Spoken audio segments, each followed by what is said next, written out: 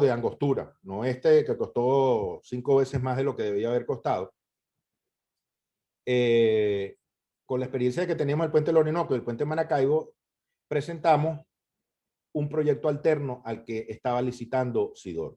Sidor tenía un proyecto que compró, que contrató a una empresa extranjera muy buena, no vamos a decir que no, pero basado en la experiencia nuestra en el río Orinoco, nosotros presentamos una alternativa de diseño en concreto, y en que en ese tiempo se tenía pocos datos de la hidrología del río Orinoco. Sí habían datos, pero no con cierta precisión. Ya nosotros sí teníamos, por producto del puente del Orinoco, de la pila 9 del puente del Orinoco, cuáles las cotas de subida de invierno o de verano, que daba, por cierto, 15 metros de altura. Imagínense que el puente, el Incidor, el río Orinoco, entre el verano y el invierno, o vamos a llamarlo la época de lluvia y la época seca, cambia 15 metros de altura. 15 metros de altura es bastante, ¿no? Son como 5 pisos de un edificio. Por cierto, hablando de escala, a mí me olvidé decirles que en la presa de Macagua se vaciaban mensualmente 60.000 metros cúbicos por mes. Para que se den idea de que son 60.000 metros cúbicos en un mes, una placa de 1.000 metros cuadrados de un edificio, que es raro conseguir un edificio con 1.000 metros cuadrados de planta, tiene 200 metros cúbicos. Una placa, 200 metros cúbicos versus 60.000 metros cúbicos, vean la escala de lo que teníamos que vaciar nosotros 7 días a la semana, a las 24 horas en Macagua. Y digo Guri también. Eso como anécdota que me había olvidado, porque aquí no tenía anotado. Bueno, siguiendo con el muelle Sidor, nosotros presentamos, ganamos la licitación, porque eso es sine qua non. Tú llegando de último no vas a ofrecer una alternativa, oye, pero perdóname, tú ganaste la licitación, ajá, y para ver tu alternativa. Ah, ok, se ve interesante, vamos a ver. Ok. Aquí está el nuevo terminal de Sidor, aquí está, construido por nosotros. ¿Qué contemplaba el diseño original? No sé si ven el mouse aquí. El diseño original que contrató Sidor era 600 y pico de metros, que va de aquí, aquí como ustedes están viendo. Era una estructura de acero en celosía, la cual se hundía en el río y pues se hacía a través de unos pórticos, se hacía la estructura. Sin embargo, nosotros presentamos un proyecto en concreto armado,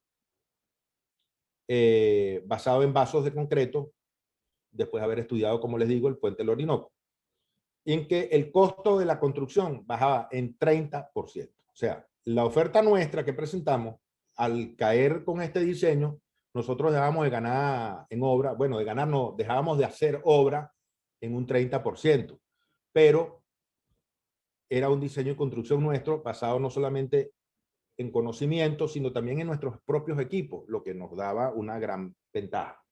Porque los equipos vienen de Puente Maracaibo, el Puente del Orinoco, del Muelle La Vela, son equipos marinos que tienen muchos años. Entonces, el diseño se basaba en un vaso de concreto, como ven aquí, con su contrapeso y su base. Para que se den idea, esto tiene 9 pisos de altura. Es un edificio de 9 pisos de altura. Esto flota en el Orinoco. La idea era hacerlo aquí en esta vereda que ven acá, en esta zona aquí, en aguas bajas, cuando el río bajaba, que por cierto, la cota mínima dura más o menos 4 semanas, cuando él empieza otra vez a crecer, a regresarse. Pues. Cuando él baja, pasa un mes en la cota mínima, y después que empieza a llover en las cabeceras del río, empieza a crecer de nuevo. Así que lo que teníamos era un mes para vaciar todos estos cilindros que se ven aquí, creo que eran unos 20 cilindros, si mal no recuerdo, 20 cilindros, 20 centímetros de espesor, 9 pisos, un edificio 9 pisos de altura y 23 metros de diámetro. O sea, fue el monstruo de lo que era esta estructura. Aquí la ven en corte, aquí la ven en isometría, y aquí la ven en planta. Sigo. Aquí se ve el cilindro hundiéndose, lo estamos llenando con una draga que traíamos nosotros, se llamaba la draga Margarita, que lo utilizamos en la pila 9 del Orinoco. Entonces esta foto es muy significativa. Primero, aquí ustedes ven unas diferencias de color en el concreto. Esa diferencia de color es porque eso se hizo en concreto de silo, en encofrado de silos. Esto lo hizo una empresa nacional que hacía los silos de polar. Pues que era lógico, mira, haznos unos silos que van a flotar. ¿Cómo? Si unos hilos que van a flotar. Nosotros, no te preocupes que el cálculo es este. Tú lo que necesitas es que me traigas tu equipo de encofrado deslizante y podamos vaciar este espesor y en un mes tener los 20 cilindros construidos. En efecto, llamamos a la gente experta en eso y pues tuvimos los 20 cilindros. Posteriormente, no sé si ven aquí el calado del cilindro y la pata que vieron, la pata del cilindro aquí asomada en su inclinación. Es interesante porque cuando tú coges este cilindro y lo empiezas a llenar de agua, él es estable, pero llega un momento que pierde la estabilidad por el agua. Cambia el centro de gravedad. Por supuesto, en la medida que tú vas poniendo más agua, va llenando más el cilindro, él vuelve otra vez a su posición estable. Esto lo pueden usar ustedes en cualquier lavamano, con un vaso de whisky y empieza a llenarle un poquito de agua. El primer momento es inestable y entonces él se inclina. Después, posteriormente lo llenas más y él coge estabilidad. Siguiendo con el cuento de los 20 cilindros construidos, el agua empezó a crecer, a subir de nivel. Los encofrados empezaron a deslizar a una velocidad mayor, de manera que el río no pasara por encima de ellos. Y una vez terminado, pues se recogió el material, se dejó y se esperó que el río llegara a la cota de flotación de estos cilindros. La cota de flotación era 4.4 metros de profundidad. O sea, el calado de un cilindro de esto es 4 metros, 4 metros 20, creo, si mal no recuerdo. Bueno, pues resulta que no flotaron. Bastante gente de Puerto Ordaz fue porque ya sabían, se había anunciado que los cilindros irían a flotar porque ya estaban llegando a la cota y mucha gente esperando que un momento a otro fueran a flotar, pues iban a darse su vuelta ahí al muelle Sidor. Los primeros centímetros no flotaban y a alguien se le ocurrió que el remolcador Cumaná, que es este que está aquí, le pasara a toda velocidad por al lado y efectivamente una vez que les pasó la velocidad por al lado salieron como corchos todos a flotar. Y lo que pasaba es que había una adherencia obvia, una adherencia con el suelo y la liquefacción que tenía el fondo, pues les dio esa adherencia y al llevar la cota un poquito más de flotación salieron y flotan. Por supuesto, hubiera venido más agua y flotan, pero en ese momento hubo dudas de que flotaran y el argumento de nosotros era, bueno, y si eso no flota, ¿qué pasa? Y bueno, si eso no flota, pues el que equivocado aquí es Arquímedes, porque eso tiene que flotar. Total que, bueno, no sé si tienen preguntas de esto. Aquí está la costa de Anzoátegui, de este lado es la costa de Bolívar, del río Orinoco. Aquí se ve la obra ya completa, y no solamente completa, sino extra completa. Cuando digo esto es porque lo que nos contrataron fue donde están los barcos. Este ya el muelle listo nuestro, está ya construido, y vista que se habían ahorrado 30%, pues al año siguiente nos dijeron, mira, lo que nos ahorramos, haznos más muelle. Y entonces hubo una extensión del contrato e hicimos estos 10 cilindros adicionales que se ven acá. Ahora, ustedes dirán, oye, están todos al mismo nivel. Sí, están todos los cilindros al mismo nivel. En el fondo de un río que se mueve toneladas de agua y de arena, nosotros logramos tener patroleado el fondo de donde se asientan estos cilindros.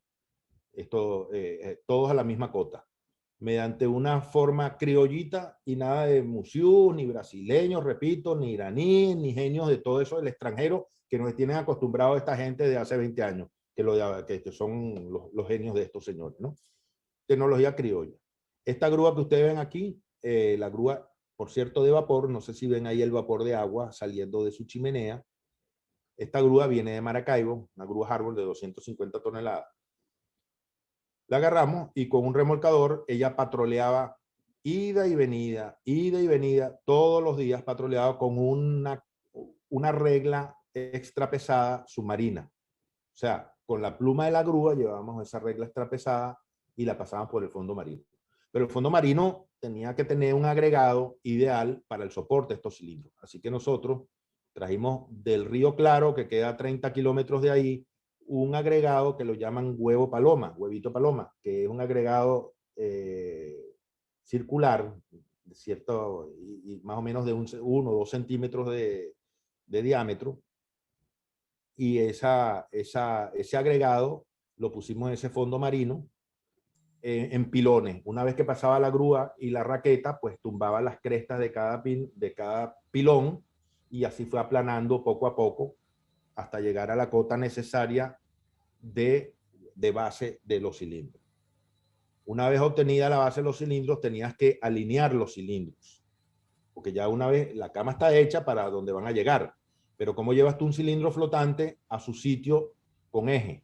Bueno, ahí no había GPS, no había, en ese momento no había GPS, pero había banderitas rojas y radio. Entonces un tipo se paraba aquí en el muelle en el eje y otro tipo se paraba en la zona de la orilla, y al cruzar los dos ejes se levantaba cada uno su banderita y ahí mismo prendían la bomba de agua y con poquitos litros de agua el cilindro se fijaba. Por supuesto, los 3 o 5 primeros hubo problemitas en ajuste, ¿no? Ponle un poco más agua, quítale agua, muévelo más, ponle un poco más de agua, quítale agua, muévelo para acá, muévelo para adelante. Los 2, 3 primeros. Los demás, ya el hombre del remolcador y el de la draga, llenándolo, ya ellos tenían el tacto de que llevaba con cierta velocidad, y lo iba llenando y ya lo dejaban ahí perfecto. Y fíjense que están también alineados, que usted tiene una regla aquí, están todos alineados en la misma, tienen el mismo eje y lo que es más importante, tienen todos la misma altura. Todos estos cilindros tienen la misma altura. Pueden ver también la diferencia de color de agua entre el Orinoco y el agua ya sedimentada dentro de cada cilindro. Esto, una vez que hace sedimento, se le saca el sedimento propiamente dicho, se le extrae y se llena también del agregado de huevito paloma, cada cilindro esto, y se hace lo que llama un concreto pre-pack, que ustedes llenan este cilindro con el huevito paloma en esta agua ya sacada el sedimento. Entonces usted tiene un agregado con líquido y lo que falta es el cemento, que es una lechada de cemento. Entonces usted inyecta todos estos cilindros, los rellena con esa agua cemento y queda una estructura homogénea en concreto. Se llama concreto pre-pack, que por cierto batíamos récord mundial en vaciado de concreto intensivo en lechada de cemento. Venezuela, por cierto. No fue en China, no fue en Estados Unidos, fue en el río Orinoco, Venezuela, hecho por Criollito. Lo pueden buscar porque es así. No sé si hay alguna pregunta de estos cilindros.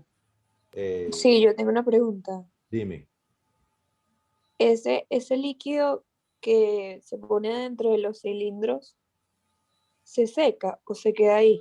No, ese líquido que tú ves ahí es río Orinoco. Lo que pasa es que la diferencia de color es porque en el cilindro sedimentó, mientras que en el otro lado la corriente sigue moviendo ese agregado pase 200 Ok, ok. y entonces ese líquido queda.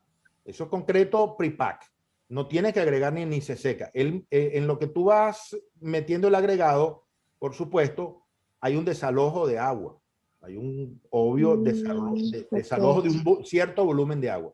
Pero tú lo dejas y una vez hecho eso, tú inyectas lechada de cemento y todo forma parte ya de una mezcla homogénea todo. Se llama concreto pre-pack. Lo puedes buscar en el ACI si quieres reglas más estrictas o de control de calidad. Ok, gracias. Otra pregunta por ahí.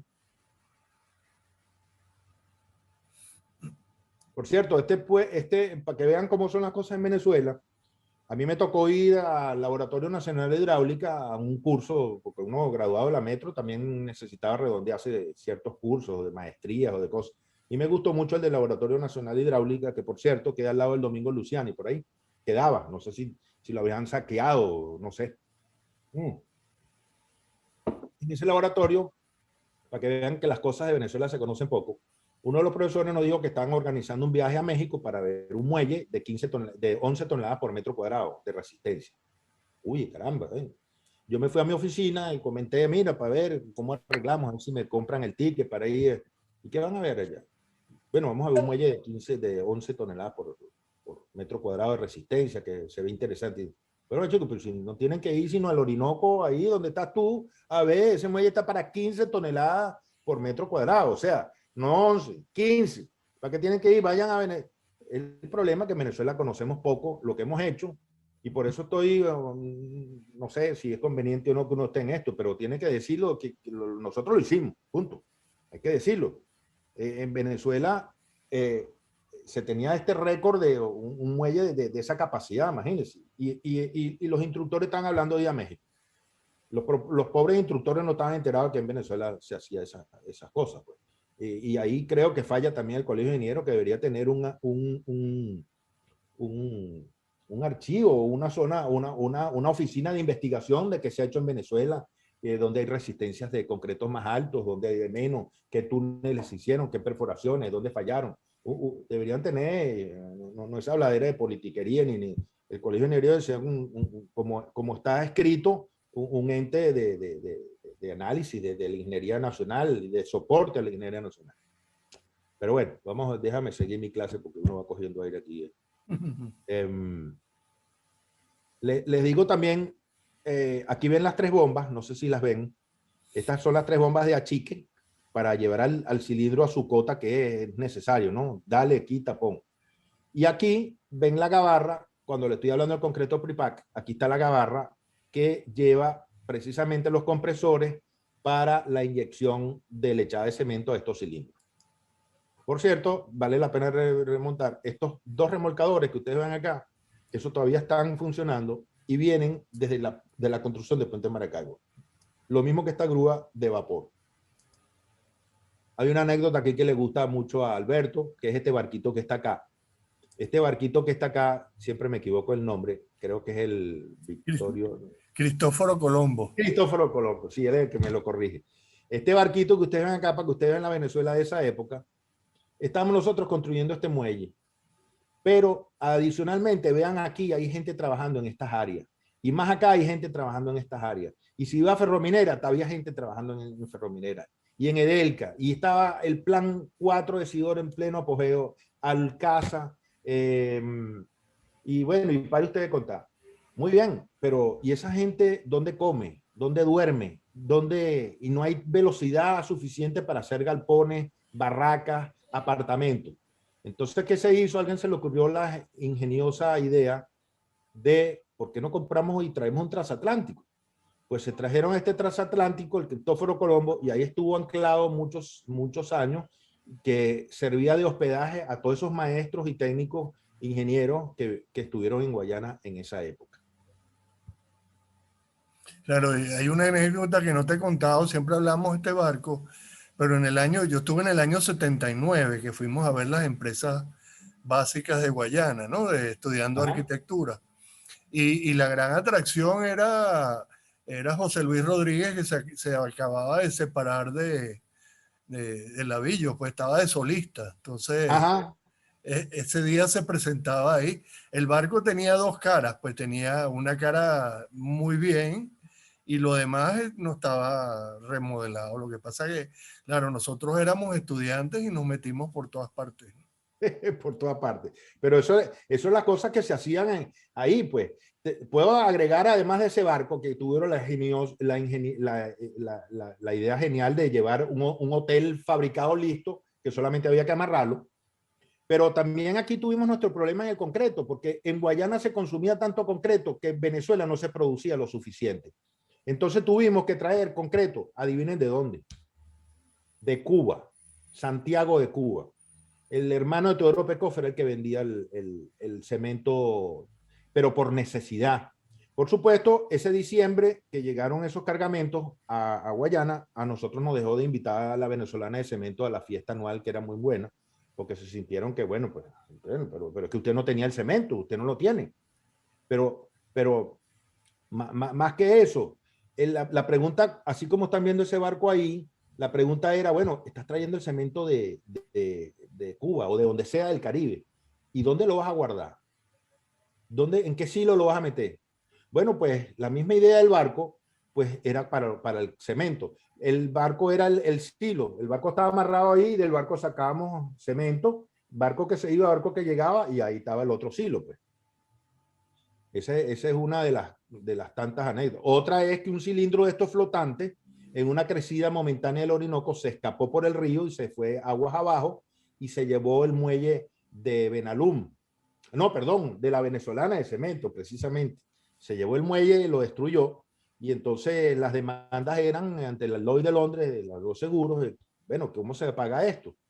Resulta que en las leyes marinas, en los seguros marinos, no existe un cilindro de un edificio, del tamaño de un edificio, 9 metros de altura, escapado por un río y que se llevara un muelle.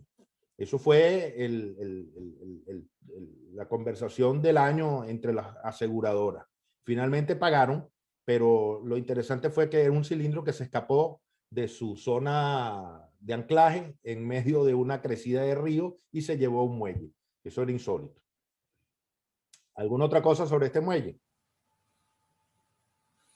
No, Bueno, profe, 20 minutos nos quedan. me quedan 20, vamos a acelerar entonces, ok.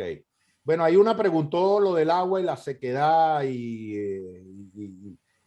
yo le contesté lo del concreto Pripac. También hay otro concreto que se llama el TREMI, que es el concreto que se hace vaciado bajo agua.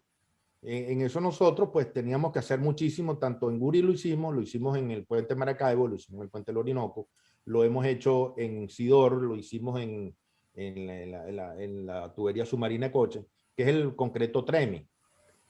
Y donde lo practicamos muy bien fue en el puente Caroní, el puente ferroviario que cruza entre Puerto Ordaz y San Félix, que es un puente de, por cierto, 215 metros de luz con intrados para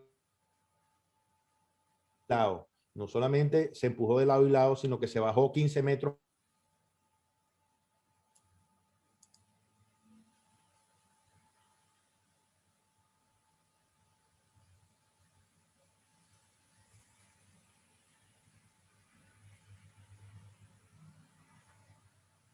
O no lo próxima clase. Bueno, esas pilas de ese puente se hicieron con este sistema. Que usted le pone ¿cómo se hace el concreto TREMI? Pues muy sencillo. Una tubería de un diámetro D y una longitud L. ¿Y por qué digo diámetro D y longitud L? Porque las dos se relacionan. Tú no puedes tener un diámetro pequeño y una larga esbeltez porque se tranca. Ustedes mismos en la arena, ustedes cogen un pitillo y lo meten en la arena, lo tratan de clavar, llega un momento que él colapsa. Entonces tiene que tener cierto diámetro y cierta longitud. Claro, el que teóricamente no llega a la verdad, pues que lo practique. Siempre le he dicho, no tengan miedo de practicar al lado en la orilla, en el patio. Mira, ponen a dos maestros, ponle más diámetro, ponle menos diámetro, practica aquí, practica allá. Y en ensayo y error se llega, y hay veces que se llega muy bien. Y se los digo después por lo de Maracaibo, por la reparación del puente de Maracaibo.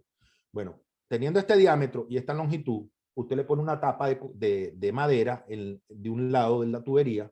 Esa tubería usted la llena de concreto hasta el tope, y cuando está llena hasta el tope, en esa longitud L, que usted levanta, esa tubería la levanta un poco, ese concreto cae de repente, pero la condición es, uno, claro, para que caiga tiene que salir la tapa a flotar, y la tapa de cemento sale.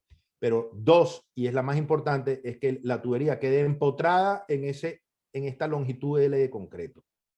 En otras palabras, esta longitud L de concreto que debe caer y esto debe quedar empotrado. Si esto no queda metido, embutido en ese concreto, pues va a haber un lavado y va a dejar de ser concreto TREMI. Se va a convertir en un desastre.